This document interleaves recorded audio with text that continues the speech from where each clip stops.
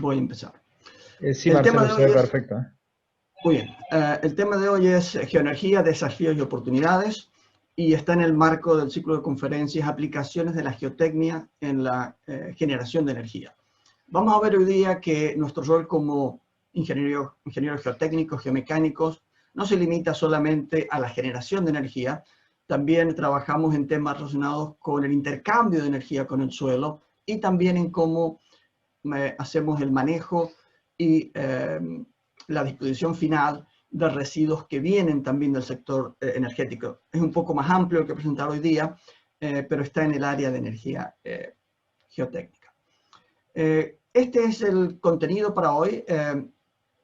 Primero voy a presentar en una forma muy general los problemas en los que estamos trabajando en este área de energía geotécnica y como adelanto digo, como verán en la presentación de hoy, vamos a ver un montón de estos procesos termohidromecánicos acoplados, o sea que me dedicaré unos minutos a explicar qué entendemos por procesos termohidromecánicos acoplados y con ejemplos de diferentes aplicaciones y problemas de interés.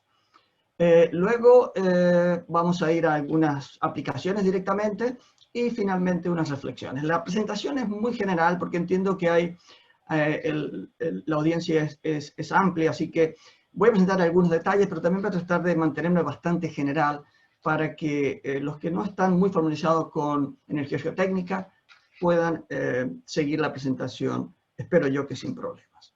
Entonces, y antes de ir ahí voy a hablar un poquito de mí, a lo mejor es bueno que ustedes sepan un poquito de detalles porque van a entender qué es lo que hago y por qué hago este tipo de investigación. Yo soy, estudié en San Juan, soy de Mendoza, estudié en San Juan, Argentina, y como ustedes saben, San Juan es una zona muy, muy árida, y cuando yo terminé la carrera, todo lo que sabía era de suelos saturados, no sabía muy bien qué pasaba con los suelos que tenía dominantes en mi región y decidí ir a Barcelona a hacer una maestría y un doctorado y estuve trabajando ahí en el tema de suelos no saturados. Básicamente, ¿qué pasa cuando tenemos un suelo en el cual el espacio de vacíos, los poros, están parcialmente ocupados por agua y por aire? Y digamos que la aplicación en la que estuve trabajando fue el diseño de barreras para el depósito de residuos radiactivos de alta actividad. En este caso lo que tenemos en este tipo de aplicación son bloques de arcilla compactada que están no saturadas y la principal función es aislar este residuo de nuestro ambiente. Eso lo voy a explicar en minutos en más detalle, pero ahí me dediqué mucho a la parte de suelos no saturados y a la parte de problemas termohidromecánicos y algo de química en el comportamiento de suelos. Cuando terminé mis estudios me fui a Glasgow, ahí estuve trabajando en la Universidad de Strathclyde como profesor por unos 5 años, ahí cambiaron un poco los temas, trabajando un poco más también en otras aplicaciones de energía y en problemas de inundaciones y los levees, que son estas obras que tenemos de protección de inundación. Y hace unos 11 años que estoy en Texas, en la Universidad de Texas A&M, muy cerca de Houston, a una hora y media de Houston más o menos, y bueno, acá he continuado con estos estudios y con otros temas que son de interés local y voy a dedicarme algunos minutos a algunos de ellos hoy día. Entonces esta es una breve introducción digamos, de mi pasado y ahora veamos lo que vamos a estar hablando hoy día en más detalles. La presentación va a ir mucho en cómo reaccionan o cómo se comportan suelos y rocas cuando están sometidos a procesos mecánicos, hidráulicos, generalmente en altos confinamientos, altas presiones, efecto de temperatura también, generalmente altas temperaturas, e interacciones geoquímicas, ¿no? Hay diversas motivaciones para este tipo de estudios. En el área, algunas de ellas son en el área medioambiental, que está conectado con ingeniería, con geoenergía.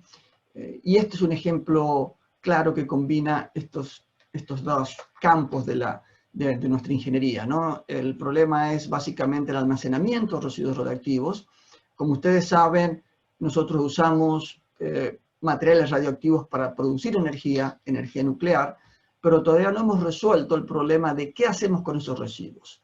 El problema que tenemos es que nuestras centrales producen energía de estos materiales radioactivos, pero nosotros los desechamos cuando todavía son muy radioactivos. Quiere decir que todavía tienen que pasar muchos años para que ese material baje su radioactividad.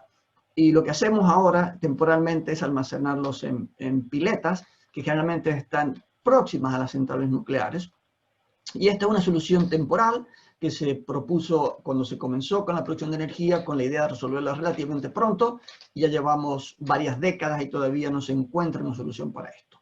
Todo el mundo está trabajando en esto, todos los países, no es un problema solamente de Estados Unidos, solamente de Europa, todos los países están con digamos, con programas de investigación tratando de solucionar esto. Y la solución que Argentina también trabajó mucho, con un yacimiento, con una posibilidad de una formación en el sur de Argentina. Y la idea que tenemos es hacerlo un almacenamiento geológico profundo. Significa ir a una región en que tengamos una roca de buena calidad. Realmente estamos hablando de unos 500 metros bajo el nivel del suelo, puede ser más, puede ser menos, depende de la situación local. Y a esa profundidad la idea es construir un sistema de galería en los cuales luego van a haber unos túneles, y en esos túneles se van a almacenar el residuo radioactivo, que está generalmente encapsulado en un contenedor metálico, y el espacio vacío entre el contenedor metálico y la roca se llena hay distintos conceptos, ¿no? En uno de los conceptos se llena, el que es más popular a lo mejor, se completa con arcilla compactada. La arcilla tiene la ventaja de que es un material de muy baja permeabilidad, es dúctil, y es una ventaja respecto, por ejemplo, al hormigón, porque si hay algún pequeño movimiento y se genera una grieta, una fractura, bueno, la arcilla se va decimos en el self-healing, se va a curar y se va a cerrar. Entonces ese es el material que estamos estudiando, y estos residuos pueden alcanzar muy altas temperaturas, más de 100 grados. Entonces, como se puede imaginar, esta barrera de ingeniería, acá la llamamos barrera de ingeniería, está sometida a altas temperaturas en el contacto con el contenedor, con el residuo radioactivo. Quiere decir que se va a secar, se va a contraer, porque es una arcilla de estas expansivas que se contraen cuando pierden agua. En la proximidad del túnel, esa arcilla se va a mojar y va a expander, y también, como es un material expansivo, va a desarrollar altas presiones de confinamiento. Podemos hablar acá de presiones de alrededor de 10 megapascales cuando esta barrera se satura.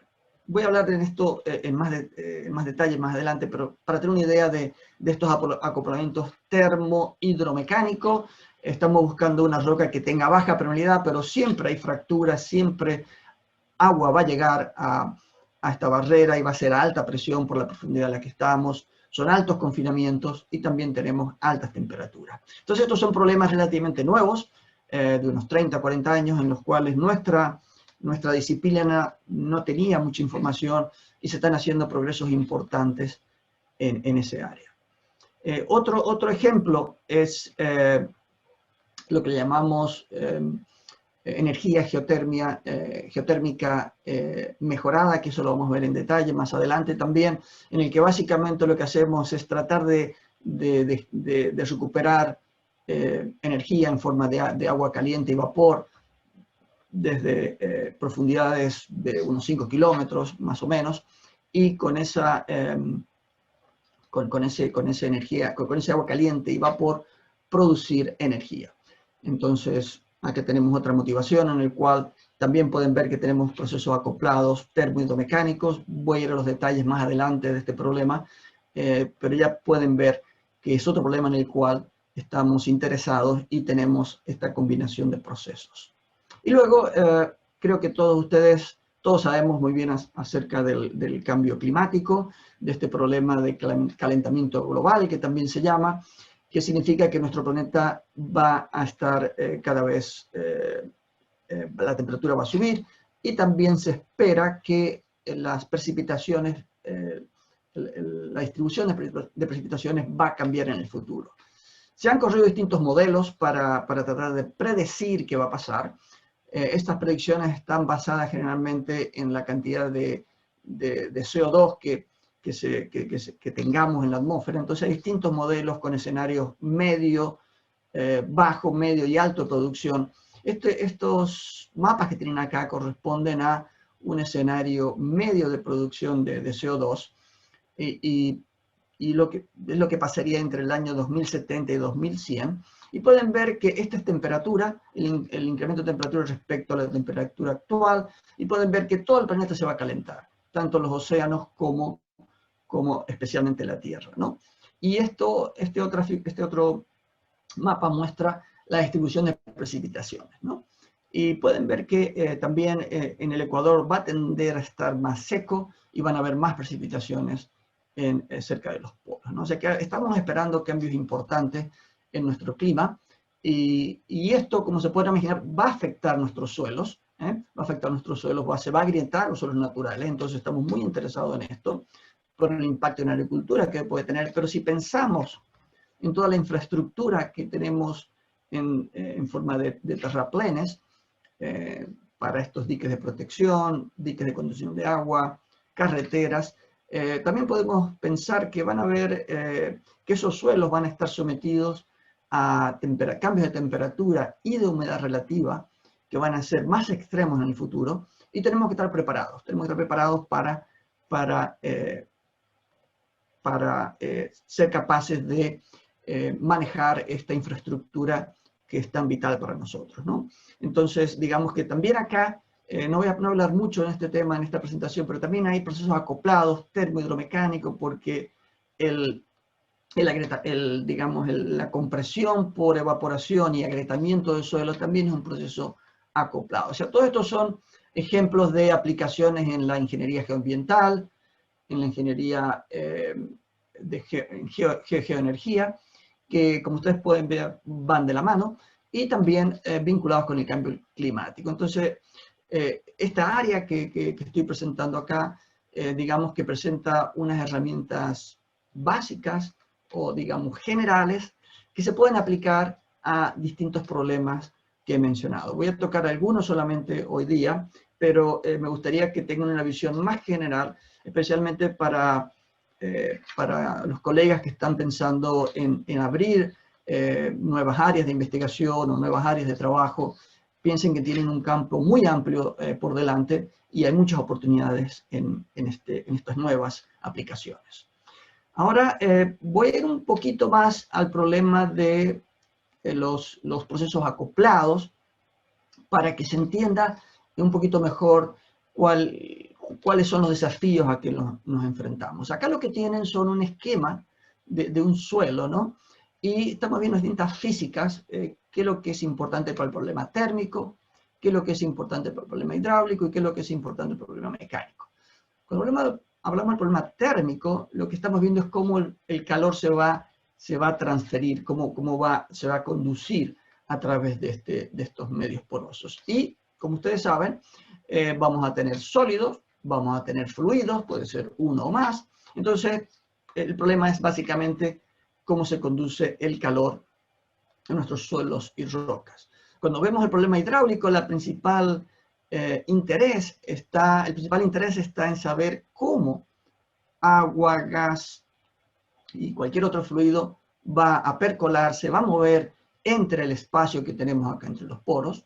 Cuando el problema mecánico, nuestro interés principal generalmente está vinculado a cómo se van a transferir estos esfuerzos externos que tenemos en forma de tensiones que generalmente, generalmente pasan a nivel de contacto entre partículas. Entonces desarrollamos modelos, tensión de formación, que nos permiten saber cómo el suelo se va a deformar. Y estos procesos de por sí pueden ser algunas veces relativamente simples, algunas veces un poco más complicados, pero en el tipo de problema que he mencionado anteriormente y en los otros que vamos a ver hoy día, ustedes tienen que tener en mente que estas físicas son simultáneas. Si al mismo tiempo que estamos calentando o enfriando nuestro medio poroso, el agua o otro fluido está moviéndose, y también ese suelo roca se está deformando. Entonces tenemos lo que se llaman interacciones entre la física, y decimos que este problema termohidromecánico está interconectado, están acoplados, ¿no? Y acá tienen algunos ejemplos de esos acoplamientos. Por ejemplo, bueno, si estamos viendo el problema de flujo de agua a través del medio poroso, pueden imaginarse que el problema va a ser, un acoplamiento posible es cómo la temperatura va a afectar propiedades del agua, como la densidad y la viscosidad. Si estamos en el problema hidromecánico, bueno, como ustedes saben, la permeabilidad depende de la porosidad, del volumen de poros, y si tenemos un problema mecánico, esa deformación, esa compresión, expansión de nuestro suelo va a implicar cambios en permeabilidad que van a influir de esta forma el problema mecánico está impactando en el problema hidráulico. También sabemos que el comportamiento mecánico no depende solamente de las tensiones totales que son aplicadas, pero de una combinación de estas tensiones totales y de las presiones de fluido. Entonces tenemos un acoplamiento acá entre el problema hidráulico y mecánico. Básicamente el hidráulico está impactando en el mecánico. Y como ustedes saben, cuando calentamos un cuerpo tiende a expandir y cuando lo enfriamos tiende a contraer. Entonces acá también podemos ver un acoplamiento entre el problema térmico y mecánico debido a estos cambios de temperatura. Y podríamos estar mucho más tiempo, acá hay muchas más interacciones, pero la idea es esta, ¿no? Tienen que ver que estos son procesos acoplados que van a tener, que tienen que ser considerados simultáneamente si queremos tener una predicción que sea creíble de nuestros problemas. Entonces, ¿cómo resolvemos este tipo de problemas acoplados? Bueno, parece un rompecabezas, y cuando hay un rompecabezas lo que hay que hacer es ir por partes y tratar luego de ensamblar todas esas partes para encontrar la solución, ¿no? Lo primero que hay que hacer, como en cualquier problema de ingeniería, es tratar de entender bien nuestro problema particular, nuestra aplicación. Acá tienen un túnel, por ejemplo, para un ensayo de residuos radiactivos. Y tenemos que entender bien los materiales que están en que controlan este problema, las condiciones de contorno, la geometría. Hay que tener un buen entendimiento del problema, ¿no? Luego tenemos que ver cuáles son los fenómenos relevantes, porque como ingenieros tenemos que dar una solución. No es tan solo describir el problema, sino también resolverlo. Y cuando tenemos estos problemas termohidromecánicos que he mencionado anteriormente, son problemas físicos o químicos, pero todos ellos se pueden representar por un sistema de ecuaciones. Entonces tenemos que ver cómo podemos expresar matemáticamente ese problema físico de una forma que luego podamos usar herramientas numéricas, diferencias finitas, elementos finitos o cualquier otra técnica numérica que nos permita solucionar nuestro problema de ingeniería. Pero es también muy importante ir al laboratorio y todas estas acciones termohidromecánicas que sabemos que van a pasar en el problema real, tenemos que estudiarla en condiciones controladas en el laboratorio para ver cómo nuestros materiales, suelo, roca o el material que estemos trabajando, reacciona a cambios de temperatura, cambios de presiones, cambios de tensiones en un ambiente controlado. Y esto nos permite desarrollar lo que llamamos ecuaciones constitutivas, ¿no? Entonces, esta es una etapa primordial que nos permite entender cómo los materiales se van a comportar. Luego tenemos modelos numéricos. Los modelos siempre son importantes, en mi opinión, porque nos permiten reunir toda la información que hemos recabado en nuestro problema en una única pieza de información que es el modelo. Ahí ponemos la geometría, los materiales, condiciones de contorno, etapas de carga y descarga y todo lo que pueda pasar en nuestro problema. Entonces es crítico. Ahora, en los problemas que yo les estoy comentando, como almacenamiento de residuos radiactivos, secuestro y almacenamiento de CO2, producción de energía y otro tipo de problemas, generalmente tenemos que hacer predicciones a muy largo plazo. Estamos hablando, por ejemplo, en residuos nucleares, cientos de miles de años, ¿no? Entonces, se imaginan que no es solamente hacer un experimento y ver cómo va el experimento para tomar una decisión, tenemos que predecir, ¿no? Y la única forma de predecir en esa escala de tiempo es con modelos. Modelos que traten de aproximarse a la realidad lo máximo que se pueda y que nos permitan hacer nuestra ingeniería, ¿no? Entonces, siempre el modelo es muy importante. En estos problemas de geoingeniería son aún más, ¿no? Entonces, generalmente tenemos ensayos a escala real o escala casi real o de laboratorios que nos va a permitir chequear cómo nuestro modelo si se aproxima bien o no a la realidad, a nuestro ensayo, y, digamos, si vemos que este modelo predice bien, bueno, nos vamos a sentir confiados, bueno, con que tenemos una herramienta que nos puede ayudar a resolver el problema y podemos hacer la ingeniería, no podemos ir a los detalles de cómo resolver el problema. Algunas veces pasa de que esa, digamos, coordinación entre modelo y realidad no la vemos cuando hacemos las comparaciones y tenemos que entonces tratar de mejorar nuestro modelo. Para ello tendríamos que volver y ver si nos estamos olvidando de algún fenómeno físico importante que tenemos que incorporar en nuestra formulación, o si tenemos que mejorar nuestra campaña de ensayos para mejorar nuestros modelos constitutivos, porque a lo mejor no hemos hecho una buena campaña de ensayos. También podemos ver de mejorar nuestro modelo numérico, a lo mejor estamos haciendo algo que no está correcto, y con el nuevo modelo comparamos nuevamente con nuestro problema real, y de nuevo, si vemos que estamos satisfechos con esta comparación, hacemos nuestras predicciones, hacemos nuestro trabajo, y si no, continuamos iterando hasta que tengamos la solución. Eso es más o menos lo que hemos estado haciendo, los problemas que voy a presentar ahora, y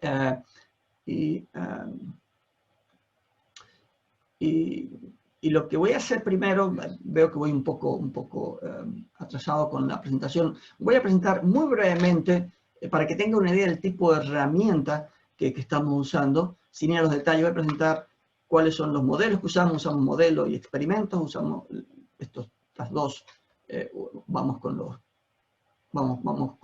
estas dos herramientas básicas, con estos dos componentes básicos. Entonces lo que voy a hacer ahora es presentar muy brevemente el approach que usamos, el modelo que usamos para este tipo de problema. Entonces, hay algunos conceptos generales, van a haber algunas ecuaciones, pido que no se asusten, no voy a entrar en mucho detalle en la parte matemática, pero solamente para mostrarles qué es lo que hay detrás de las predicciones de modelos que voy a mostrar. Estamos usando una conceptualización de nuestro medio poroso como un material que tiene distintas fases, distintas especies. Acá tienen las tres fases que consideramos en el sistema básico: sólido, líquido y gas, y el mineral que corresponde con el sólido finalmente en casi todos los problemas, el agua, que puede estar en la fase líquida como principal componente de la fase líquida, o puede estar en el gas, en la fase gaseosa como vapor, o puede estar como hielo acompañando la fase sólida, y el aire, que consideramos el aire como un solo gas. Nos distinguimos entre oxígeno, nitrógeno y otros gases, y el aire también puede estar disuelto en agua o como siendo parte o el principal componente de la fase gaseosa. Entonces, definición típica, he puesto acá la porosidad. Generalmente en geotecnia usamos N para la porosidad, acá usamos Phi para la porosidad y, bueno, la saturación, no más detalles. Usamos distintos tipos de ecuaciones para resolver este tipo de problemas: ecuaciones de balance, constitutivas y de restricción de equilibrio, que nos permiten completar nuestro sistema de ecuaciones. Las ecuaciones de balance son muy sencillas. De nuevo, no voy a ir a los detalles, solamente quiero que tengan una idea que lo que hacemos es la típica ecuación de continuidad, de balance de masa de agua. No hay agua que se genere, no hay agua que se pierda, es una transferencia, es un balance de agua entre lo que entra en nuestro dominio de interés, lo que sale y cómo cambia en el tiempo, ¿no? La típica ecuación de continuidad que muchos de ustedes han estudiado en su carrera, ¿no? Entonces, esa es una típica ecuación de balance para el masa de agua. Utilizamos conceptos diferentes para el balance de la masa de aire, para otras especies también, como balance de masa de sólido, balance de especies químicas. Para la temperatura usamos el balance de la energía interna, y también utilizamos para el equilibrio la ecuación del balance del momento, ¿no? Y estas son las ecuaciones básicas, ecuaciones principales, y como ustedes saben, cuando tenemos un problema de este tipo, el truco está en tener el número de incógnitas igual al número de ecuaciones. Entonces acá pueden ver en rojo, son lo que llamamos incógnitas principales del problema: incógnitas de estado, presión de líquido, presión de gas, temperatura y desplazamiento y porosidad. Y luego lo que hacemos es buscar ecuaciones constitutivas que nos van a permitir vincular estas ecuaciones, estas variables principales, con otras dependientes, que son, por ejemplo, el flujo de agua, el flujo de gas, el flujo de calor, usamos la ley de Fourier para el flujo de calor, que también es muy conocida, Darcy para el flujo de gas y de agua, la curva de retención que nos permite ver el poro, cómo va a estar, cómo va a ser la saturación del poro, dependiendo de la presión capilar que tengamos, la diferencia entre la presión de líquido y de gas, cuando tenemos condiciones no saturadas, y más ecuaciones que no voy a los detalles, solamente mencionar que como geomecánicos, como geotécnicos, tenemos un aporte importante en este componente, en el modelo geomecánico de los problemas, porque es nuestra especialidad, ¿no? Y luego tenemos otras ecuaciones que nos permiten cerrar nuestro problema. No voy a ir a los detalles. Tenemos papers publicados para los que estén interesados. Si me pueden contactar y les puedo proveer más información de este tema. Luego tenemos un código numérico que es Codebra. Este programa fue desarrollado en Barcelona en el año 94, entre el 94 y el 96. Lo desarrolló mi director de tesis, Sebastián Olivella, y luego, bueno, diferentes personas, incluido yo me incluyo, hemos colaborado en extenderlo a otros problemas. Es un programa de elementos finitos, en el cual nos permite resolver el problema mecánico, de temperatura, de flujo de agua, flujo de gas y especies químicas, con todos estos acoplamientos que he comentado anteriormente. Es un programa que se está volviendo muy popular, especialmente en el área de energía, y como todo programa de elementos finitos tiene tiene herramientas para que nos ayudan a preparar el modelo y para el preproceso, y también herramientas para el postproceso que nos permiten visualizar y ver los resultados. Bueno, esta es la introducción, básicamente. Como dije anteriormente, para desarrollar todos estos modelos siempre tenemos los ensayos de laboratorio, ensayos de campo, que nos sirven de soporte. Y lo que voy a hacer ahora, voy a ir a algunas de las aplicaciones que tengo pensado presentar hoy día. De nuevo, la intención es no muy profundo, es solamente dar un pantallazo. Vienen colegas excepcionales después de mí en esta serie de conferencias que van a tratar seguramente estos temas en más detalles. Yo voy muy por arriba y luego tenemos la ronda de preguntas para resolver cualquier problema, cualquier pregunta que tengan. He organizado las aplicaciones en 3 grupos principales. Por supuesto que hay muchas más aplicaciones de las que voy a presentar. Voy a comentarlas en las que yo trabajo, principalmente en las que he contribuido en algo. Y la primera categoría son esas aplicaciones que englobamos como problemas de ingeniería relacionados a la producción de energía, ¿no? Y ahí podemos ver que hay diferentes tipos de problemas. Uno de ellos es reactivación de falla. Como ustedes saben, tenemos gas y petróleo en nuestros reservorios y producimos de ellos algunas veces por la presión natural que tienen estos reservorios, permite una producción prácticamente natural de ellos, pero en algunos casos tenemos que ir a una producción asistida. Generalmente lo que hacemos es inyectamos los fluidos, como puede ser agua o CO2 o otros fluidos a alta presión en un pozo inyector, y utilizamos un pozo productor para producir el gas, generalmente el petróleo, en nuestros problemas. Entonces, si se ponen a pensar de un punto de vista de producción, lo que vamos a tratar de hacer es aplicar la máxima presión posible, porque, saben, el petróleo es denso y tiene que recorrer este reservorio para ser producido en el pozo de producción. Entonces, la idea sería aplicar la máxima presión posible para, de esa manera, acelerar el proceso. ¿Cuál es el problema? Bueno, en que podemos tener una falla geomecánica de lo que es el cap rock, la roca que cubre este reservorio, y también tenemos generalmente los que son fallas geológicas, que son fallas que han sido estables durante tiempos geológicos, y están selladas, pero si nosotros inyectamos alta presión, vamos a cambiar el estado tensional y vamos a inducir lo que llamamos reactivación de fallas. Entonces, acá tiene un problema típico en los cuales nosotros como geomecánicos estamos generalmente asesorando, que es cuál es la máxima inyección que podemos aplicar para favorecer la producción sin que provoquemos una falla geomecánica de la roca que cubre nuestro reservorio y sin que reactivemos fallas, ¿no? Otro problema típico que en Argentina ahora es muy popular es acá tendría que haber una simulación que no sé muy bien por qué no funciona. Bueno, no funciona. Esto es una animación que muestra cómo se generan las fracturas. Estaba hablando de este gas no convencional, fractura hidráulica, en el cual lo que hacemos es producimos gas de rocas de shale, en el cual tenemos ese gas en pequeñas burbujitas, está almacenado ahí, y hace falta romper la roca con un procedimiento que llamamos fractura hidráulica, que nos permite abrir la roca y la posibilidad de extraer ese recurso energético y usarlo para producir energía. No voy a hablar de esto, me imagino que nosotros estamos trabajando en este tema, fundamentalmente cómo podemos modelar ese proceso de reactivación, de formación de fracturas. Y el otro tema en el cual estamos involucrados como geomecánicos es el tema de hidratos de metano. Perdón, me he sonado un poco acá con este problema de animación. Este problema de gas no convencional, fractura hidráulica, en Argentina, como saben, tiene mucha relevancia por vaca muerta, y básicamente esto es lo que se está tratando de hacer, optimizar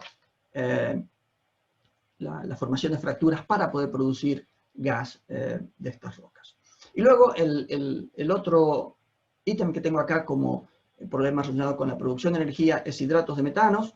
En este caso, no sé si están familiarizados con este problema, pero es un tema muy interesante en el cual tenemos el gas metano, que está por condiciones de temperatura y presión, generalmente altas presiones y bajas temperaturas, está como encapsulado, como si fuera en hielo, con agua, y es un sólido. Acá pueden ver la forma que tiene un sedimento de este tipo cuando está en estado natural, en condiciones de hidrato, ¿no? Entonces es un sólido, que incluso este sólido favorece la estabilidad mecánica del sedimento, porque ayuda con efectos de cementantes, pero el problema es que si las condiciones de presión y temperatura cambian, rápidamente se disocia, se pasa del estado sólido, que está como esa especie de hielo, a gas, y produce grandes cambios de volumen, con todos los problemas que se pueden imaginar asociados en el sedimento. Entonces, este es un tema muy relevante para nosotros, porque si ven, estos son estudios que se han hecho basados en las reservas que tenemos en este tipo de gas, y si vemos las reservas total que tenemos en hidrocarburos, la mayor cantidad corresponde a gas que tenemos en esta forma de metano. Estos cálculos van cambiando, cada vez se van actualizando, pero digamos que da una buena idea de que tenemos muchos recursos de este tipo. Generalmente encontramos este recurso en la zona, en sedimentos submarinos, generalmente relativamente próximo a la costa, en donde tenemos esa condición de presión y temperatura que son favorables para la formación del hidrato de metano.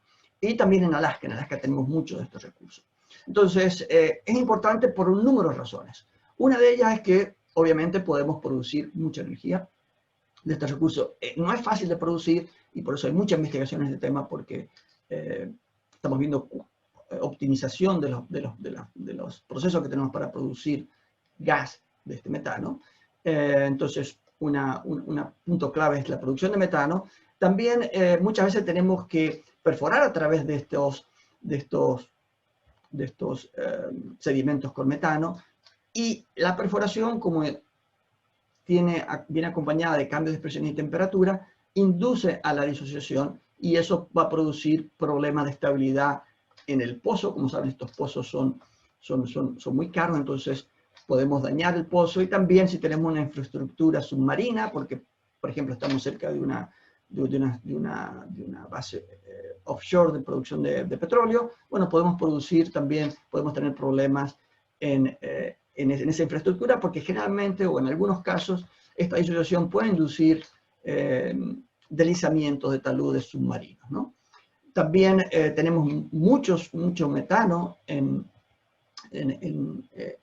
estas reservas, y si ese metano se libera a la atmósfera de una forma incontrolada, es un gas que va a contribuir al efecto invernadero, y también hay investigación tratando de ver cómo se puede prevenir esto.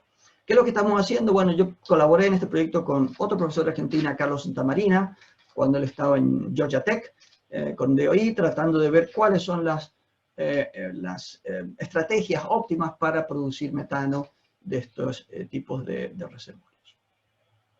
Y bueno, es un trabajo que también todavía vamos progresando y tratando de aportar nuestra contribución en esta área. Ahora me voy a mover a problemas en los cuales intercambiamos intercambiamos energía con el suelo, ¿no? Entonces son problemas de geoenergía relacionados con el almacenamiento e intercambio de energía. Uno de ellos es lo que llamamos el Compressed Air Energy Storage, los CAES System, que nos permiten, voy a explicar en un minuto, intercambiar energía con el suelo, y los otros están relacionados con problemas de geotermia. Algunos de ellos son superficiales, en los cuales también hacemos un almacenamiento temporal de energía en el suelo, y el otro es geotermia profunda, que también, más que intercambio, estamos produciendo energía, pero lo he puesto en este grupo para que me ayude con el flow de la presentación. Entonces voy a ir al primero. Primero, como saben, estamos produciendo mucha energía de estas wind farms, ¿no? De los molinos estos de viento. Y el problema que tenemos con esta energía es que se produce cuando tenemos viento, y generalmente suele pasar que no tenemos los picos de producción acompañados por los picos de necesidad de energía, ¿no? Los picos de demanda. Entonces, ¿qué tenemos que hacer? Tratar de ver cómo podemos, cuando tenemos un pico de producción de energía, porque tenemos buenos vientos, generalmente eso pasa en la noche, cuando no tenemos la demanda de energía, ¿cómo podemos almacenar energía eólica en el suelo? Y esta es la idea de este CAES, ¿no? De este sistema. Básicamente es aprovechar cuando tenemos exceso de energía, e inyectar aire a presión o otro gas en una caverna o en un acuífero bajo el nivel del suelo, inyectarlo a presión. Y luego, cuando necesitamos energía durante el día, descomprimimos ese aire, y con esa descompresión producimos energía. Entonces, hacemos un buen balance entre la energía que producimos y cuándo la producimos respecto a cuándo la necesitamos. Esta es la idea básica. Entonces hay distintos conceptos. Para hacer esto voy a comentar acá el que está en acuíferos, que básicamente, como ustedes pueden ver, la idea es que tenemos nuestra wind farm, nuestros molinos productores, y tenemos la redistribución. Entonces lo que hacemos es, durante producción de energía, inyectamos alta presión, en este caso es en un acuífero, y cuando inyectamos alta presión, lo que hace este gas es expander una burbuja de aire, que puede ser bastante grande, y eso es lo que investigamos, cuál sería el volumen de esta burbuja de aire, y luego, una vez que se produjo esta burbuja de aire, eso lo hacemos durante 6 meses o el tiempo que sea necesario para producir la burbuja de aire. Luego lo que hacemos es, durante la noche o cuando tenemos buenos vientos y no necesitamos energía en la red, inyectamos este fluido a alta presión en el reservorio o en nuestra caverna, y luego, cuando hay una demanda, utilizamos esa descompresión para producir energía y ponerla en la red. Es un ejemplo. Ahora me voy a mover a la otra aplicación, que es relacionada con pilotes energéticos. Como saben, generalmente en nuestro edificio utilizamos pilotes para la fundación. Entonces, la idea que lo que se está usando acá, la idea básica, es utilizar el suelo como una fuente para almacenar energía. ¿Por qué podemos hacer esto? Porque necesitamos, en primer lugar, necesitamos un lugar, una locación geográfica en el cual tengamos variaciones de temperatura durante el día y la noche, ¿no? Entonces, básicamente, durante invierno y verano. Entonces, si vemos, esta es la variación de energía, la variación de temperatura donde yo vivo, en College Station, en Texas. Y esto es lo que pasa durante el año, ¿no? En invierno, en verano sube, como todos sabemos, ¿no? Ahora, si vamos 3 metros o más bajo el nivel del suelo y vemos la temperatura, vamos a ver que la temperatura media que tenemos, la distribución de temperatura 3 metros bajo el nivel del suelo, no cambia con los cambios estacionales. Y esa temperatura media es más o menos igual a la media de la temperatura en superficie.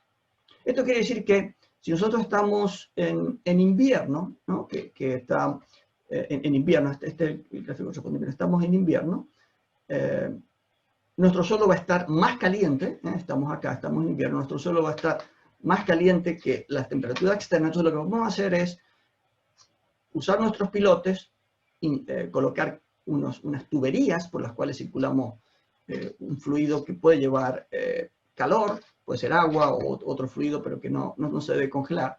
Y básicamente lo que hacemos es que ese fluido trae el frío que tenemos, que viene luego de calentamos nuestro edificio. Vamos a tener un agua fría, esa agua fría la hacemos circular por este pilote, se va a calentar cuando circula a través del pilote, y cuando sale va a tener una temperatura cercana a la del suelo, que como ustedes pueden ver es mayor que la temperatura local, ¿no? La temperatura que tenemos ambiente. Entonces usamos este proceso de intercambiar calor con el suelo para, en este caso, es calentar nuestro edificio. En verano ocurre lo opuesto, tenemos una alta temperatura afuera y tenemos en el exterior, y tenemos en el suelo una temperatura relativamente baja, ¿no? Entonces lo que hacemos ahora es el aire caliente que viene del sistema de refrigeración del edificio, lo inyectamos, se enfría con el suelo, intercambia calor y usamos eso para básicamente hacer el condicionamiento de nuestro edificio.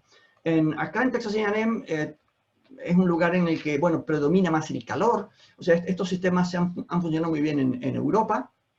En Estados Unidos están empezando a ser más populares. Y un problema que tenemos en Texas es que es una región en la cual la llamamos heating domina el enfriamiento. Tenemos que enfriar más que calentar porque hace mucho calor acá. Entonces, lo que decidimos fue, en un edificio nuevo que estábamos construyendo, instalar en los pilotes y hacer en el subsuelo, en el sótano, un pequeño laboratorio para investigar cómo funciona este intercambio de calor entre los pilotes y el edificio, ¿no? Entonces eso es lo que hemos hecho en nuestra construcción acá. Hay mucha gente trabajando en este tema, y también trabajamos con Fugro para modificar el ensayo de penetración de cono, y a la misma vez que estamos haciendo una caracterización mecánica, hidromecánica que hacemos con el cono, también hacemos una caracterización térmica, obtenemos la conductividad térmica del suelo a distintas profundidades in situ. Otro tema que es importante para nosotros acá es que el suelo está no saturado. Entonces, como se puede imaginar, cuando tenemos agua en la zona más profunda de nuestra fundación, tenemos agua, bueno, el intercambio de calor entre el pilote y el suelo va a venir gobernado por las conductividades térmicas del suelo y del agua, pero cuando estamos en las partes más superficiales, ese intercambio de calor ahora es dominado también por el aire, que es menos conductivo. Entonces, básicamente vamos a perder eficiencia en la transferencia de calor con nuestro suelo. Entonces también hemos investigado esto, hicimos ensayos en el laboratorio replicando estas condiciones, y obtuvimos una formulación que nos permite saber cómo va a cambiar la eficiencia de nuestro pilote cuando tenemos variaciones del nivel de agua en nuestro terreno. Entonces, eso es parte de la investigación que estamos haciendo en esta área. Y también vimos el estudio económico en este edificio. Los cálculos que hicimos nos daban que alrededor de unos 14 años conseguíamos pagar la inversión inicial que teníamos que hacer para instalar estos pilotos de energía, y también unas bombas especiales que necesitamos de intercambio de calor, ¿no?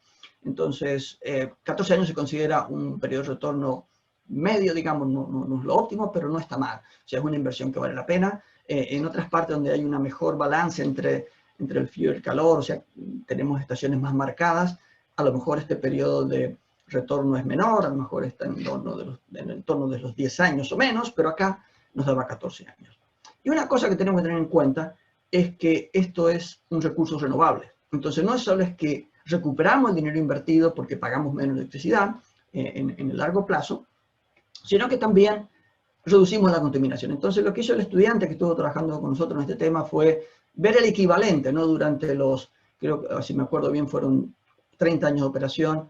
Esto es lo que reducimos de emisión. O sea, al calentar nuestros edificios, con ese edificio en particular, con este sistema, lo que estamos haciendo es produciendo 4.000 toneladas menos de CO2, y eso equivale a todos estos galones de combustible, al CO2 que producen todos estos acres de bosque, y bueno, todas estas configuraciones. O sea que no solamente el beneficio económico que tenemos, sino que también estamos contribuyendo al medio ambiente.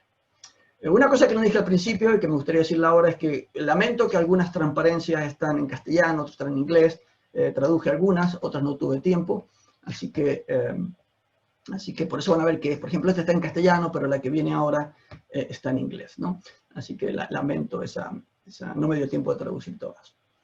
Ahora me voy a ir al otro aplicación en la cual tenemos también problemas geotérmicos, pero nada, ahora estamos yendo profundo.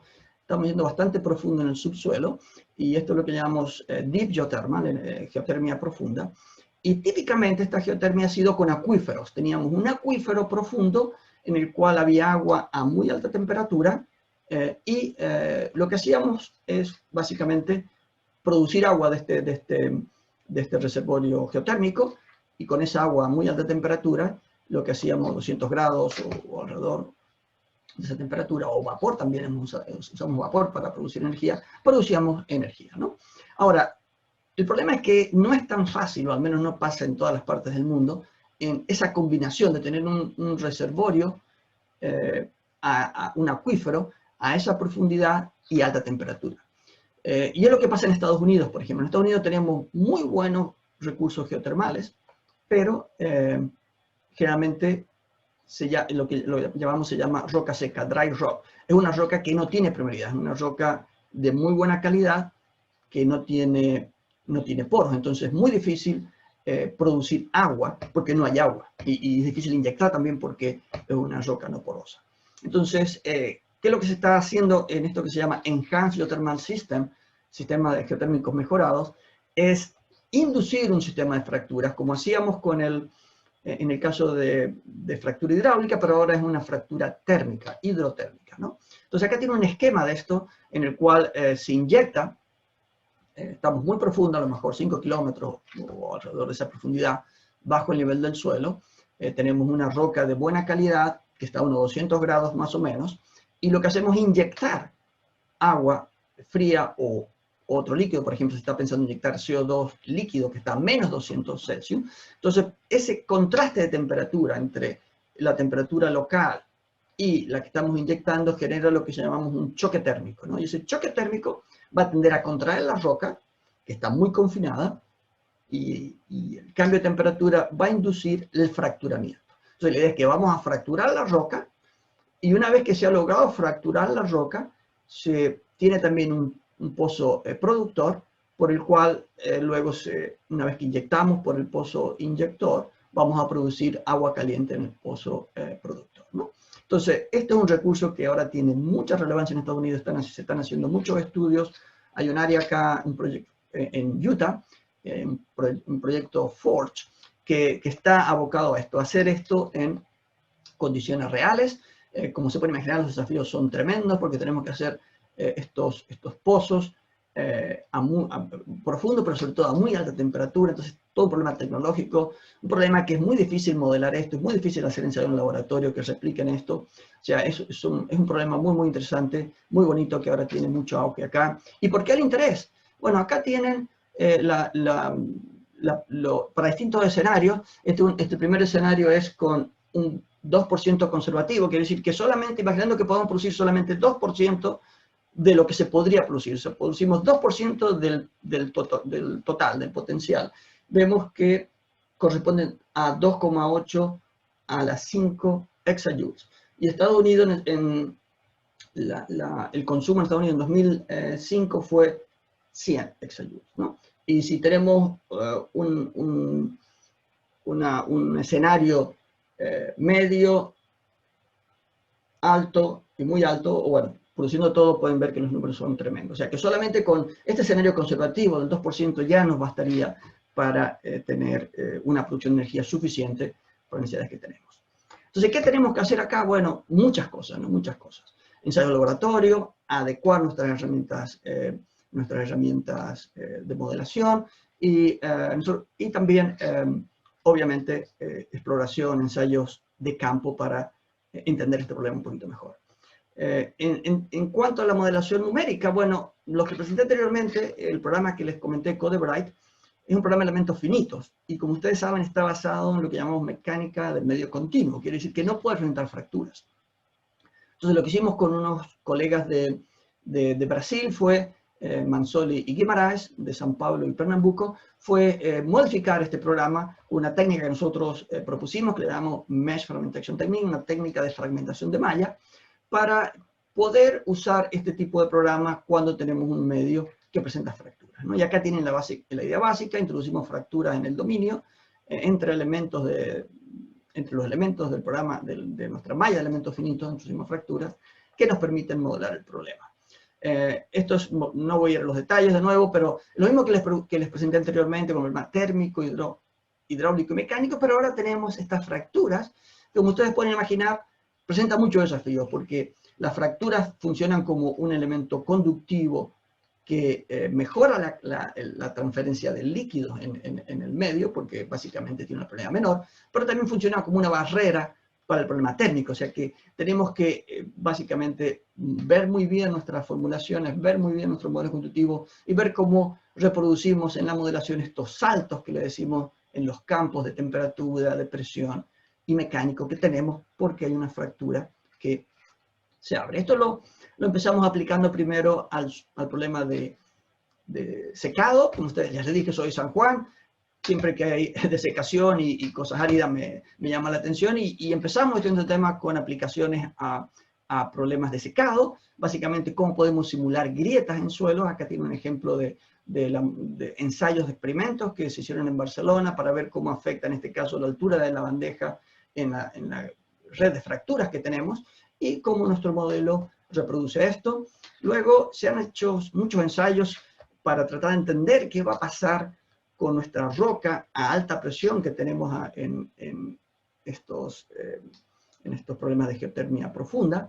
Y una serie de experimentos muy interesantes fue usar acrílico, en el cual, pueden ver, estos son 23 centímetros de alto por unos 10 centímetros de diámetro. Entonces acá se simuló un pozo. Esto lo hizo Min Soo Sha, que era mi colega acá en Texas A&M. Él lo hizo esto cuando estaba en Colorado School of Mine. Y básicamente lo que hizo fue inyectar nitrógeno líquido a menos 200 Celsius para ver cómo afectaba este problema de contracción de un material rígido. Una roca es acrílico, pero bueno, podemos asimilar que el movimiento va a ser rígido, frágil, ¿no? Como la roca. Entonces él hizo estos experimentos en los cuales se inyectó, pueden ver acá, a una temperatura hasta cerca de los 200 grados, menos 196 en realidad. Él puso sensores en distintos puntos de este modelo a escala y obtuvo estas animaciones tan bonitas acá que muestran cómo cuando el líquido a menos 200 grados está en este borehole, cómo contrae el acrílico y cómo se agrieta. Nosotros usamos esto como un benchmark, como una prueba de nuestro modelo, y acá tienen lo que hizo dos ensayos diferentes, perdón que vaya para atrás, uno con un wall profundo y el otro con una inyección más superficial, para ver cómo influye eso en la distribución de grietas, de fracturas en este medio, y pueden ver que el profundo tiende a formar más grietas abajo, como esperábamos, y el superficial más grietas arriba, ¿no? Bueno, estos son los resultados del modelo que obtuvimos con este modelo que les acabo de comentar, pero ahora incorporando temperatura. Y pueden ver que no podemos decir que representa exactamente lo que pasa en este problema, pero sí capta las fracturas en la parte inferior, en la parte superior, y más o menos la distribución podemos decir que no lo hace tan mal, ¿no? Y esto es el campo de temperatura, como la temperatura en la parte azul es menos 200 más o menos, y la parte roja está a unos 20 grados.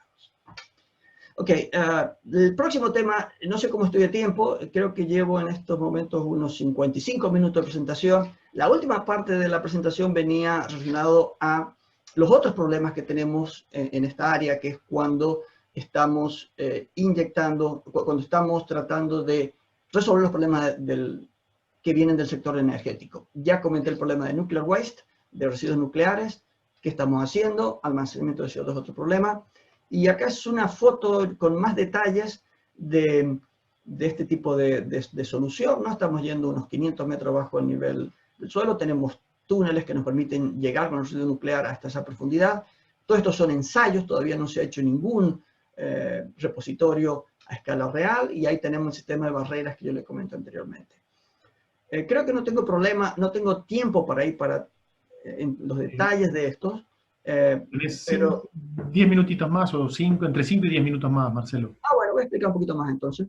Entonces, les comenté que acá tenemos este problema de en el centro de la barrera tenemos el canister, el contenedor con el residuo reactivo que puede estar a menos 100, menos 200, todavía se está decidiendo qué temperatura va a ser la de diseño. Tenemos la roca, donde hemos hecho la excavación, la galería, y tenemos la barrera de arcilla. Entonces esto es un corte, la figura que viene ahora es un corte de esta barrera, y acá tienen el residuo nuclear caliente, esta es la roca, y el donut que tenemos acá, este donut, es nuestra arcilla, ¿no? Esto puede tener un ancho de unos, la espesor acá puede ser unos 60 centímetros, y el diámetro de esto puede ser unos 2 metros, ¿no? Para que tengan una idea.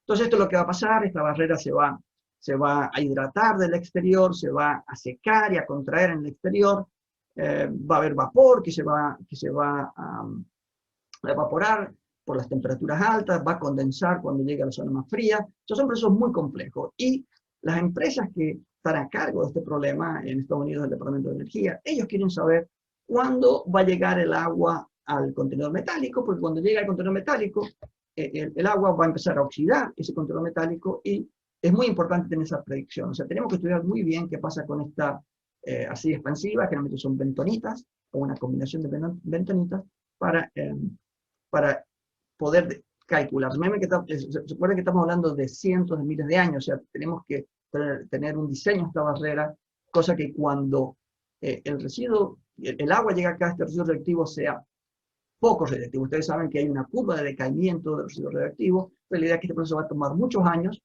y cuando llegue, si es que llega algún día, bueno, ese residuo ya no va a contaminar. Eso es lo que estamos haciendo desde un punto de vista ingenieril, ¿no? Hay muchos laboratorios en el mundo, y en Europa también hay varios. Acá tienen un ejemplo. Estamos viendo distintos tipos de rocas, granitos, roca de sal, arcillitas, ¿cómo se llaman? Claystone, roca sedimentaria, distintos tipos de roca en distintos países, ¿no? Y con distintos conceptos.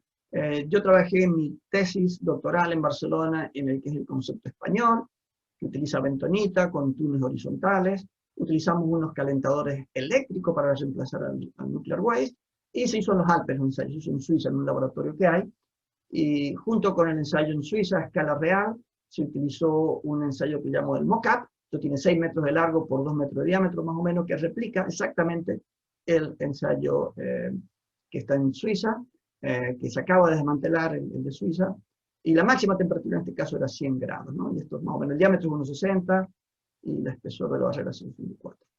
¿Qué hacemos en estos experimentos? Ponemos sensores en la bentonita, porque queremos saber muy bien qué pasa con la temperatura, la presión, la humedad relativa, o sea, presión de fluidos, qué pasa con las deformaciones, qué pasa con las presiones de hinchamiento, y también en la roca. En ese caso teníamos sondeos en la roca que nos permitieron poner sensores en distintas posiciones, y conocemos lo que se llama el near field, el campo próximo a la galería. O sea, está la galería con el experimento, que simula el ensayo real. Este es un tapón de hormigón que aísla nuestra zona de barrera, y acá tenemos toda la instrumentación, ¿no? Este ensayo fue un ensayo muy largo, empezó en el año 97, cuando yo empezaba mi estudio de doctorado, y terminó en el 2015, fueron 15 años casi de ensayos. Estoy terminando, escribí mi último paper con este ensayo, y acá pueden ver lo que es la segunda parte del ensayo, porque hubo 2 excavaciones. Primero se excavó, el experimento con los 2 calentadores duró unos 5 años.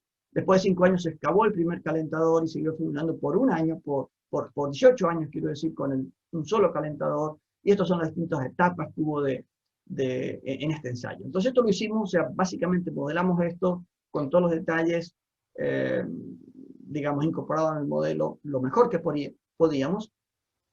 Y nos permitió acá con líneas ver el modelo, con símbolos, los sensores del ensayo, monitorear qué pasaba con la temperatura en la barrera, cerca de 100 grados cuando la arcilla está cerca del calentador, unos 30, 40 grados en el contacto con la roca. También pudimos, en distintos puntos, también pudimos ver qué pasaba con las tensiones en distintos puntos de la barrera. Pueden ver que es muy elevada, casi 6 megapascales. También qué pasaba en la roca alrededor. Pueden ver que la temperatura a 12 metros de la roca, no sube la temperatura inicial era 13 grados, llega a solo 18 grados, o sea, muchas cosas interesantes que nos permitieron entender muy bien qué pasa en la roca. Entonces vamos progresando, vamos entendiendo y nos va a permitir en un futuro hacer una ingeniería de detalle y segura. También estamos trabajando en otras alternativas, usar bloques de bentonita para... Este es el calentador que presenta los residuos radioactivos, esta es la galería que se excavó. Entonces estamos viendo también pellets, que son como unos terrones de arcilla muy densa, muy compacta, como las píldoras estas que tomamos, como la aspirina, ¿no? Que son polvo muy compacto. Bueno, formas parecidas estamos haciendo con la bentonita para que nos ayude a sellar todo este almacenamiento de residuos. Ahora yo estoy trabajando en un proyecto para el Departamento de Energía, un proyecto de 3 años que me ha financiado, en el cual estamos viendo qué puede pasar con la transferencia de gas, cómo gas se puede generar en nuestra barrera y cómo ese gas puede salir a la superficie, ¿no? Estamos tratando de evitar todo esto, entonces por eso lo investigamos, ¿no? Entonces acá estamos 500 metros bajo el nivel del suelo y este es un túnel horizontal y pueden ver que acá la idea de avanzamiento distinta, está la idea sueca, en el cual el residuo está no horizontal, pero vertical, ¿no? Entonces hay muchas zonas de contacto, como se puede imaginar acá, donde el gas se puede moverse, ¿no? Gas que se genere. Entonces es un proyecto que estoy trabajando, esos son mis 3 estudiantes que están trabajando en este experimento, los colaboradores de España, y estamos viendo básicamente esto, ¿no? Cómo podemos desarrollar nuevos equipos de laboratorio que nos permiten estudiar esto en más detalle, cómo podemos mejorar nuestros modelos constitutivos para enfrentar este problema y cómo podemos luego mejorar nuestros modelos numéricos para reproducir esto. Estos son los nuevos equipos que hemos desarrollado acá en Texas A&M, gracias a este proyecto, que estamos viendo, simulando, por ejemplo, esta es la barrera real con la barrera de bentonita y el calentador. Nosotros tenemos un prototipo de roca que trajimos de Francia con un núcleo de arcilla que hemos hecho acá, y con esto estamos haciendo esto que les comenté anteriormente. En condiciones controladas en el laboratorio estamos tratando de reproducir calentamiento, altas presiones, mojado y otros aspectos interesantes para este problema. Con esto ya terminé la presentación básica. Les voy a presentar muy rápidamente lo del comité que les comentó Diego al principio. Es un comité de la Sociedad Internacional de Mecánica de Suelos y Ingeniería Geotécnica, y en el cual empezamos en el 2013. Éramos muchos colegas que trabajábamos en esta área, y dijimos, bueno, no tenemos un comité que nos permita reunirnos y discutir y avanzar el conocimiento y también con la práctica, porque también estamos trabajando mano a mano con las empresas y las agencias en este tema. Entonces, creamos este comité que tiene una serie de, digamos, task force, tareas de trabajo técnicas, cada una de ellas para los distintos problemas que he mencionado recién. Entonces, hay una que se dedica al problema de sedimentos de metano. Mi colega de acá de Georgia Tech está a cargo de esta task force. Otra que se dedica a problemas de hidrocarburos no convencionales, fractura hidráulica y demás. También una colega de acá de Estados Unidos. Pilotos de energía, una colega de Reino Unido. Problemas de intercambio de energía con el medio. Un colega de Alemania está a cargo de esta tarea. Nuclear Waste Disposal. También tenemos una tarea para esto. Secuestración y depósito de CO2, almacenamiento de CO2, colega de Francia, otras áreas, otros problemas en el área de energía geotecnia, y también tenemos una task force que se dedica a los problemas fundamentales, cómo podemos englobar todos esos problemas fundamentales, cómo podemos tratar de progresar el conocimiento en esa área. También tenemos otras task force que son más de alcance al público, con una página web que hemos desarrollado. También damos premios a las personas que trabajan en estos temas y destacan por su contribución. También tenemos una colega que se dedica a la gente joven que está interesada en esta área para que los incorpore al comité y sean miembros activos del comité. Y también tenemos una task force que se dedica a esta colaboración con la industria. Ya estamos trabajando con la parte de liderazgo, con Malek Bausá de Melbourne, en Australia, Alessio Ferrari, que es un colega italiano que está trabajando en Suiza, NIPIFIEL, y yo que soy el chairman de este comité. Y tenemos una página web, acá está el link, los que estén interesados, contacten a mí. Diego es el representante local en Argentina de nuestro comité, es el delegado local, o sea que él puede dar más información. Quiero agradecer el trabajo que he presentado, ha sido en colaboración con un largo número de colegas, acá están algunos de ellos, y déjenme terminar con algunas ideas finales. Acá pueden ver que son problemas muy interesantes en el cual tenemos muchos desafíos porque no hemos estudiado en el pasado qué pasa con nuestros solos y rocas en muchas de estas condiciones, ¿no? Entonces es una gran oportunidad que tenemos para progresar nuestro conocimiento, para hacer un progreso en nuestro conocimiento en esa área y aportar para esta área y sobre todo también contribuir a lo que son necesidades de la industria, como pueden ver ustedes, y también necesidades de la sociedad. Tenemos que tener en cuenta que trabajamos con una escala de tiempos y de espacio enorme, una variación enorme en esa escala.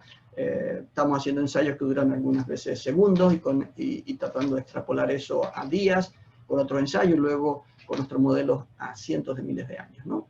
Y lo mismo podemos decir de la escala espacial. Es un área muy interesante en el cual nosotros, y por eso el mensaje, los geotécnicos, geomecánicos, civiles, geólogos, tenemos mucho que decir por ahí en esta área, ¿no? Por ahí me pasa que voy a conferencias o voy a meetings y veo que mucha de la gente está trabajando, no son de nuestra área, y muchas veces porque creo que no nos involucramos suficiente en estos temas. Siempre digo que está muy bien todos los problemas de geotecnia, fundaciones, estabilidad de taludes, túneles, todo eso es fantástico y tenemos que seguir haciendo esto, pero también tenemos que tener un ojo puesto en estas nuevas oportunidades, en estos nuevos problemas, porque realmente hay mucho por hacer y especialmente la gente joven, yo creo que tiene que verlo considerarlo al menos, porque hay muchas oportunidades, tanto económicas como de formación y de hacer una carrera en ello.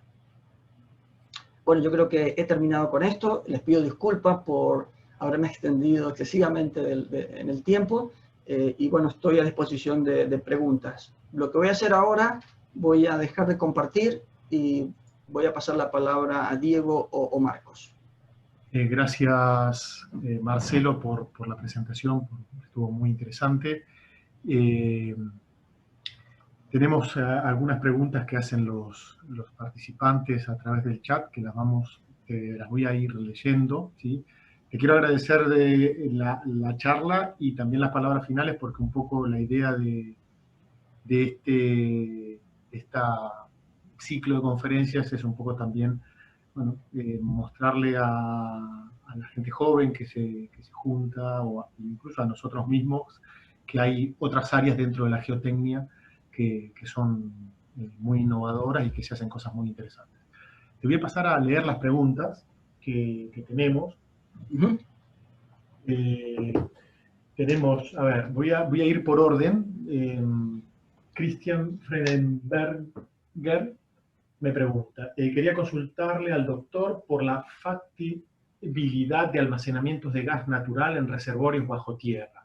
Por otro lado, si él conoce o recomienda alguna bibliografía sobre almacenamiento de gas natural en rocas permeables.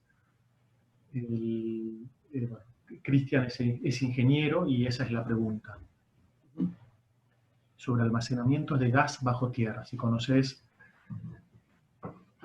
Sí, no es un tema en el que yo no he trabajado, o sea que no, lo que voy a comentar es lo que he podido leer o lo que he podido conversar con colegas, ¿no? Es muy común el almacenamiento en cavernas subterráneas en sal de petróleo, ¿no? Eso es muy común en Alemania. Y básicamente la idea esta del Compressed Air Storage Energy, los CAES que presenté, es que es usar esas cavernas para almacenamiento de aire a presión con la opción de luego tener la posibilidad para sacarlo. Entiendo que se hacen conceptos similares a eso para gas y entiendo que acá en Texas también hay una empresa que se dedica a esto, ¿no? O sea, yo digo que sí, o sea, como siempre, ¿no? Esto hay pueden haber distintos ángulos para esto, ¿no? Las empresas que almacenan gas, que almacenan recursos hidrocarbonos, ¿no? Ellos almacenan realmente en tierra, y yo entiendo que también se almacena gas.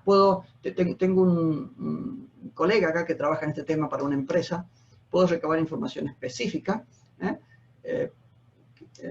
Han habido algunas experiencias de almacenamiento de gas que no han sido positivas, ¿no? Pero yo creo que era más pensando en almacenamiento de CO2, como en el caso de Gascón en España y demás, ¿no? Cuando se produce reactivación y movimiento sísmico y demás. Pero, digamos, almacenamiento industrial para guardar el recurso para el futuro, se hace para petróleo, me imagino que también se hace para gas. Ahora, no tengo los detalles, porque no he trabajado en ese tema. Muy bien, muchas gracias. Bueno, otra pregunta que hace Javier Labat sobre cómo buscar sistemas geotérmicos de baja profundidad.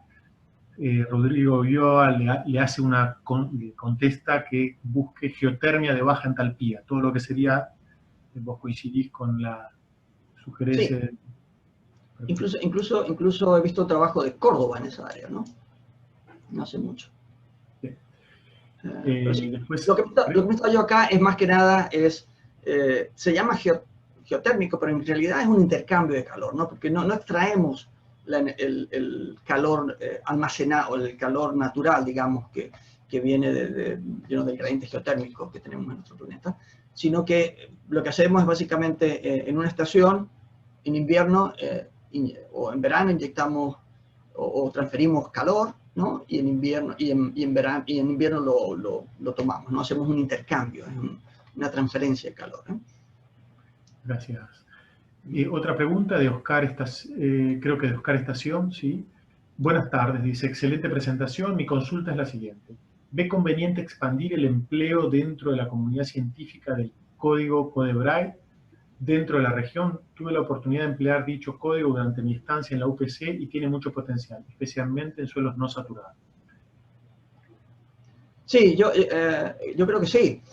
Es una herramienta, ¿no? Ese código es una herramienta, entonces yo me he encontrado con colegas que se han encontrado, después de usarlo, ¿no? Han dicho, bueno, pero no me resulta porque han querido resolver un problema más de ingeniería práctica, ¿no? Entonces, a lo mejor para resolver a lo mejor una fundación o un anclaje o cosas así, no es el programa para usar. Entonces, mi recomendación sería, si tienen problemas se puede usar, por supuesto, no es que no se puede usar, pero van a trabajar mucho para tener un resultado. Cuando se utilizan Plaxis o un programa similar, va a ser mucho más fácil. Como se comentaba en la pregunta, es especialmente bueno para suelos no saturados. Hay muchos programas comerciales que dicen que hacen no saturado, pero bueno, lo hace de una forma un poco aproximada, en mi opinión. Codebray es el programa a usar si están interesados en problemas no saturados y si están interesados en problemas no isotermos, ¿no? Yo les recomiendo que lo usen. Tiene esta curva de aprendizaje que es complicada, ¿no? Uno le parece que le invierte muchas horas y no progresa, pero luego rápidamente uno se hace familiar con el programa y lo puede usar bien. Un programa que está libre, es accesible, tiene tutorials, tiene el manual, todo online. O sea que mi recomendación es, si tienen problemas no saturados que resolver o problemas no isotermos, usen Codebray. Y si tienen problemas más clásicos, usen otro programa porque lo pueden usar Codebray, pero no es la solución ideal. Muy bien, gracias Marcelo. Otra pregunta de Renato Cunha, creo que es de Brasil. Profesor Sánchez, me gusta la idea de pilotes energéticos para climatización sostenible de superestructuras. En Brasil hay 3 grupos académicos distintos desarrollando investigación en el área, cada uno de nivel distinto, ya que necesitamos fondos grandes para sostener toda la logística, bueno. Pero el problema real es la total ausencia de normativas brasileras para conducir e incentivar empresas y diseños de avance en esta área. Por ejemplo, cuestiones de saturación térmica, contaminación térmica, efectos biológicos, existencia de exigencias y patrones mínimos, supongo que querrá decir, para empresas y presupuestos. ¿Cómo está la situación regulatoria en Argentina, Estados Unidos, Sudamérica, en tu experiencia? Y hay un párrafo más que dice, ¿hay hoy condiciones más fáciles de pasar del estado del arte académico para el de la práctica en un país como de nuestro hemisferio? Supongo que está hablando de Brasil, de Argentina, de Latinoamérica. En Brasil me parece todavía que estamos sin una fuerte dirección de normativa y experiencia. La pregunta es del profesor Renato Cunha de la Universidad de Brasilia. Entonces te pregunto un poco cómo ves la experiencia para ser transferida de la academia a la práctica en el tema de la climatización sostenible de superestructuras.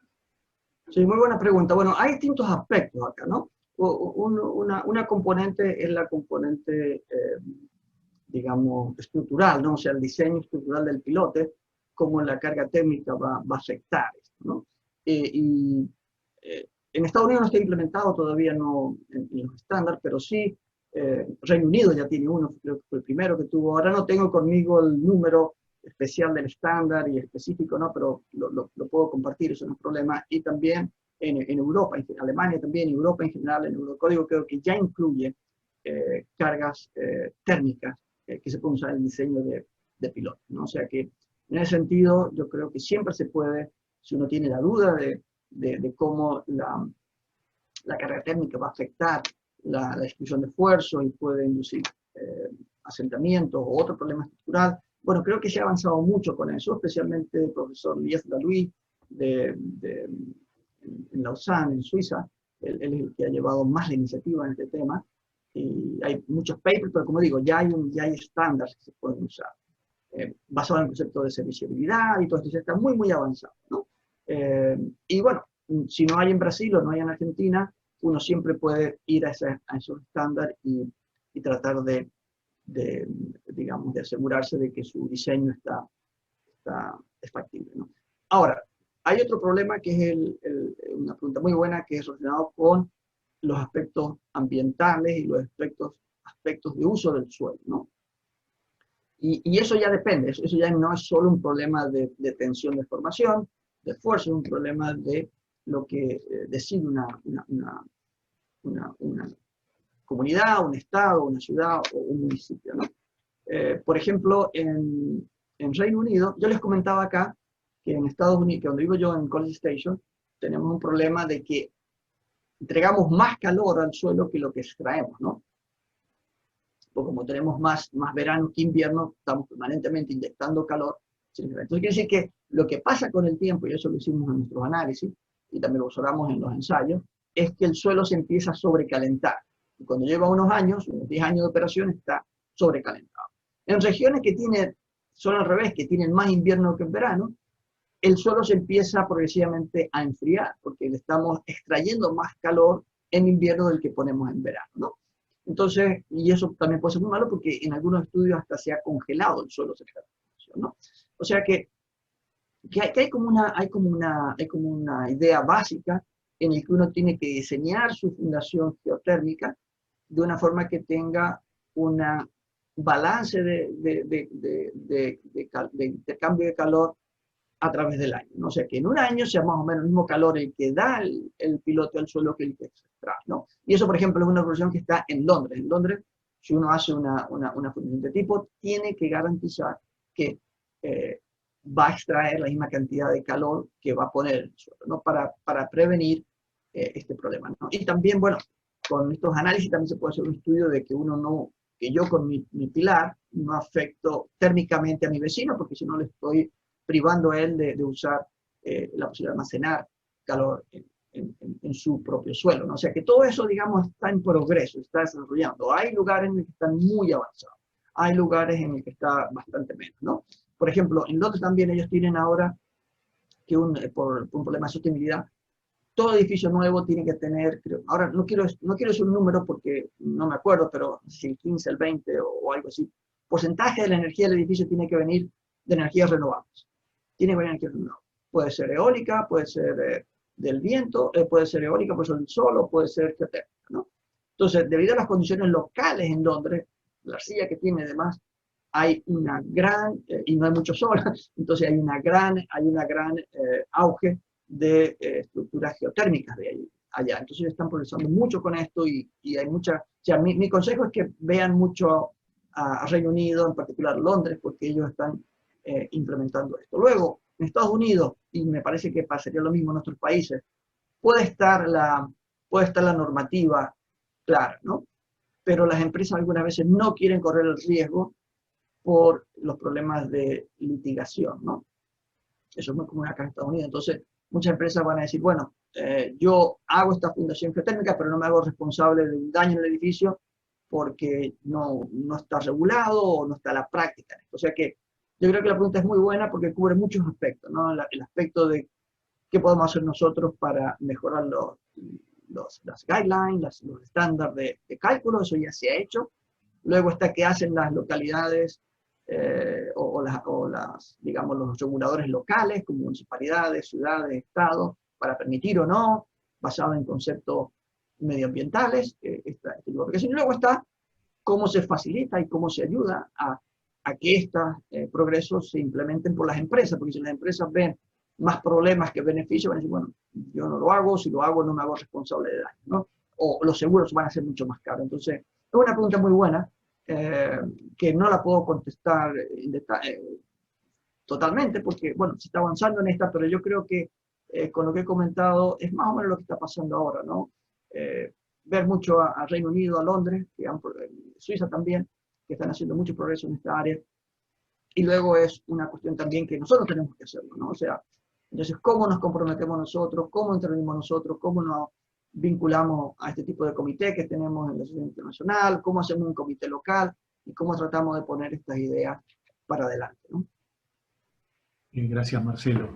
Bueno, te voy a hacer una última pregunta, hay bastantes más, pero para no extender más. Hay algunas relacionadas con la geotermia de baja entalpía. Bueno, acá José Antonio Quimana Marchena, perdón, pregunta, ¿cuál es la diferencia entre alta y baja entalpía en pozos inyectores? ¿Cuáles son las condiciones de reservorio geotérmico para producir un reservorio? Después dice, creo que la hidrogeología es una clave, bueno, que se requiere de caudales de entre 20 y 40 litros segundos y temperaturas de 70 grados a más. Y bueno, me costó entender bien la pregunta, pero bueno, principalmente te habla de la alta y la baja entalpía en pozos inyectores. Y hay un par también asociadas a esto, como en países tropicales o en regiones principalmente calientes, cómo evitar la acumulación de calor en el suelo por la extracción de calor, que creo que la contestaste un poco recién, y posterior traspaso al suelo y los posibles problemas que puedan ocurrir sobre este tema, ¿no? No sé si fui claro. Respecto a la primera, bueno, no tengo en este momento los números en mi cabeza, para ser sincero, tendría que ir y dar una mirada. Si luego me pasas el correo, Diego, trato de conectar eso y luego... respecto a las... Sí, pasame en detalle la pregunta porque no sé si la termino de entender muy bien y también no quiero decir un número acá que después no... Muy bien. No, lo que podemos hacer es que copiamos las preguntas y los correos de las personas y si vos tenés ahí algún tiempito para contestar. Varias preguntas hay sobre cómo saber de tu página web, cómo saben de vos. O sea, creo que si te googlean, te encuentran Marcelo Sánchez y el nombre de la universidad. Voy a poner acá voy a poner en el chat. Dale. Una cosa que interesante que no contesté, que está relacionada con esa pregunta que la que hiciste, es que es un problema. O sea, porque la idea de la geotermia esta shallow, la superficial, es que intercambiamos calor, ¿no? Entonces, si intercambiamos calor,